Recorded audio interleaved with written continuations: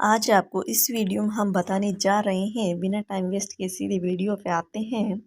चीन में कोरोना इस तरह से फैल गया है, लाखों लोगों की मौतें हो रही हैं, मोर्चरियाँ फुल हो रही हैं, हॉस्पिटल में जगह नहीं है, एक-एक रूम में 10-10 लोगों का इलाज चल रहा है। शमशान में कतारें लग रही हैं, लोगों को जलाने के लिए लाइन में लगना पड़ता है, जगह नहीं मिल पा रही है। इस प्रकार से कोरोना की तीसरी लहर फिर से चीन में बेसब्री से फैल रही है। आज आपको बताते हैं कोरोना से चीन की हालत इतने ख़राब हो चुकी हैं, भारत पे कितना खतरा है ये आपको बताते हैं, और बूस्टर डोज इसमें काम आएगी या नहीं ये भी बताते हैं। चीन में कोरोना वायरस की ताज़ा लहर बेहद घातक साबित हो रही है। चीन में कोरोना वायरस के मामले बेकाबू हो गए हैं, अस्पतालों में जगह नहीं है, शमशान में जगह नहीं है। महामारी एक्सपर्ट एरिक फील्ड डिंग का दावा है कि अगले 3 महीनों में चीन की 60% से ज़्यादा आबादी कोरोना संक्रमित हो चुकी होगी। बकौल्डिंग बीजिंग ने सत्ताधारी चीन की कम्युनिस्ट पार्टी की कौमी नीति पूरी दुनिया के लिए खतरा बन सकती है। डिंग के अनुसार सीसीपी का मूड है कि जितने लोग संक्रमित होने हैं हो जाएं, मौतें होती रहेंगी, कोई फर्क नहीं पड़ेगा। जल्द संक्रमण होगा तो जल्द मौतें होगी और पीक भी जल्दी आएगा। कुछ हेल्थ एक्सपर्ट्स के अनुसार चीन में कोविड के मामलों को कुछ घंटों में डबल होना बताया जा रहा है। मौतें के सही आंकड़े नहीं सामने आ रहे हैं, लेकिन फिर भी लोग बोल रहे हैं कि 10 से 20 लाख लोगों की मौतें हो चुकी हैं। भयावह माहौल, जितनी जानकारी मिली है, हालत उससे कहीं ज़्यादा खराब है। चीन में ओमिक्रॉन का सब वेरिएंट BF7 कहर बरपा रहा है। चीन की हालत पर भारत समेत बाकी देशों की नज़र है। डर है कि चीन के रास्ते एक बार फिर कोविड पूरी दुनिया पर छा सकता है। भारत को कितना खतरा है इसके बारे में आपको बताते हैं। कोरोना की शुरुआत चीन से हुई है और वह महामारी के सहित सबसे बुरे दौर से जूझ रहा है। चीन से ही ये बीमारी आई थी और चीन में ही वापस महामारी का रूप लेकर के चली हुई है। कई शहरों में अस्पताल फुल हैं, मोर्चरी में लाशों के ढेर लगे हुए हैं। चीन की सरकार आधिकारिक रूप से कुछ नहीं बता रही है, मगर रिपोर्ट बताती है कि स्थिति बेहद भयानक है। यह साइंटिफिक मॉडल दावा करते हैं कि हाल ही में लहर चीन के 5 से 20 लाख मौतें हो सकती हैं। कोविड मामलों की संख्या 80 करोड़ तक जा सकती है। चीन में फैल रहा है कोरोना का नया वेरिएंट, उसका नाम आपको बताते हैं। कोविड के ओमिक्रॉन में वेरिएंट ने पिछले साल के कहर बरपा रहा था। इसके कई रूपों में भारत समेत दुनिया भर में करोड़ों को संक्रमित किया।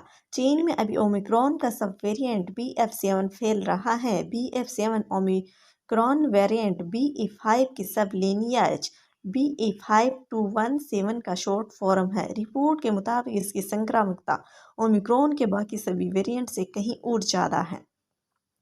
BF7 का इंक्यूबेशन पीरियड, संक्रमण के जो लक्षण दिखाई देने की बीच का जो वक्त कम है और पहले से ही कोविड संक्रमित वैक्सीनेटेड लोगों को भी आसानी से इफेक्ट कर सकता है। BF7 से संक्रमित एक व्यक्ति औसतन 10 से 18.6 लोगों की संक्रमित कर सकता है। इसके लक्षण वगैरह ओमिक्रॉन के बाकी वेरिएंट्स जैसे ही हैं। चीन को कोविड की लहर की वजह क्या रही है यह आपको बताते हैं। दिग्गज वायरोलॉजिस्ट डॉक्टर गगनदीप गोंग ने मनी कंट्रोल से बातचीत में 4 वजह गिनाई हैं, जिनकी वजह से चीन में कोविड का हाहाकार मचा रहा है। जितनी बुजुर्ग आबादी का वैक्सीनेशन होना चाहिए था उतना नहीं हुआ। बुजुर्गों को कोविड से सबसे ज़्यादा खतरा है। लोकल रिपोर्ट्स के अनुसार चीन सरकार का दावा है कि 18 साल के ऊपर की करीब 90% आबादी को चीनी वैक्सीन के 2 डोज लगे हैं। ऐसे में उन्हें गंभीर बीमारी भले न हो, मगर संक्रमण का खतरा जरूर रहेगा। चीन में बूस्टर डोज लगवाने वालों की संख्या भी कम है। 60 साल से ज़्यादा उम्र के करीब 50% लोगों को बूस्टर डोज नहीं लगी है। चीन का फोकस बड़े पैमाने पर क्वारंटाइन और सख्त यात्रा नियमों पर रहा। करीब 3 साल बाद भारी जन विरोध के बाद चीन ने हाल ही में पाबंदियां हटाई थी। सर्दी भी एक अहम फैक्टर है। अस्पताल पहले से ही वायरल संक्रमण से भरे हुए हैं और ऊपर से कोविड की लहर। भारत के लिए चिंता की क्या बात है ये बताते हैं। चीन के मुकाबले भारत में कोविड की स्थिति खासी बेहतर है। भारत ने अब तक कोरोना वायरस की 3 लहरें झेली हैं। डेल्टा वेरिएंट के चलते आई दूसरी लहर सबसे ज़्यादा घातक साबित हुई थी। पिछले कुछ महीनों में देश में कोविड की स्थिति नियंत्रण रही है। 20 दिसंबर 2022 को सक्रिय कोविड मामलों की संख्या 3569 बताई गई थी। BF7 समेत चीन में ओमिक्रॉन के जो भी वेरिएंट फैल रहे हैं वो भारत के लिए नहीं है। सार्स कोवी 2 पर बने जीनोमिक कंसोर्टियम इनसारकोच ने ऐसे स्ट्रेस के मामलों का पता लगाया है। ये कई महीनों में BF7 मौजूद है मगर चीन जैसी चिंताजनक स्थिति पैदा नहीं कर सकता। CSIR institute of genomics and integrative biology के निदेशक रहे डॉक्टर अनुराग अग्रवाल कहते हैं कि मुझे नहीं लगता है कि भारत पर इसका असर होगा। अब असोखा यूनिवर्सिटी में पढ़ा रहे डॉक्टर अग्रवाल ने मनी कंट्रोल से कहा है कि भारत की आबादी इम्यूनिटी का लेवल कहीं ज़्यादा है। ऊपर से मजबूत वैक्सीनेशन प्रोग्राम के इम्यूनिटी का बेहतर डोज दिया गया है।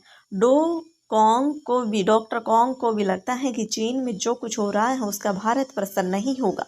उन्होंने कहा है भारत में ज़्यादातर लोगों में हाइब्रिड इम्यूनिटी है, भले ही हमारा बूस्टर डोज काउंट कम है। चीन से संक्रमित के भारत आने से चांसेस भी न के बराबर हैं। भारत में कोविड की शुरुआत से ही चीन आने जाने की उड़ानें रोक दी गई हैं। क्या सावधानी बरतें चीन की हालत देख करके। नई दिल्ली में संत परमानंद अस्पताल में फिजिशियन डॉक्टर अरविंदर झा का कहना है कि अभी लोग एक देश से दूसरे देश आ रहे हैं जा रहे हैं, ऐसे में नई वेरिएंट फैलने की आशंका रहती है। हालांकि इसका असर ज़्यादा नहीं होना चाहिए क्योंकि इम्यूनिटी लेवल भी हमारे यहाँ ज़्यादा है। उन्होंने कहा है कि लोग पहले से ही सावधानी बरतें और जिन्होंने अब तक बूस्टर डोज नहीं लिया वो डोज जरूर लीजिएगा। जिन लोगों को अन्य बीमारियां हैं जैसे डायबिटीज़ हैं, BP हैं, कोलेस्ट्रोल है, वह खास ख्याल रखें। बच्चे, बुजुर्ग और प्रेग्नेंट महिला भी ध्यान रखें। आजकल बदलते मौसम से लोगों में सर्दी और खांसी जुकाम के लक्षण दिखाई देते हैं। 3 दिन से ज़्यादा बुखार है तो कोविड टेस्ट करवा लीजिएगा। बच्चा भी जरूर से इनकार नहीं कर सकते हैं। इस प्रकार से चीन की हालत इतनी ख़राब है कि 10 से 20 लाख मौतें हो सकती हैं या हुई हैं।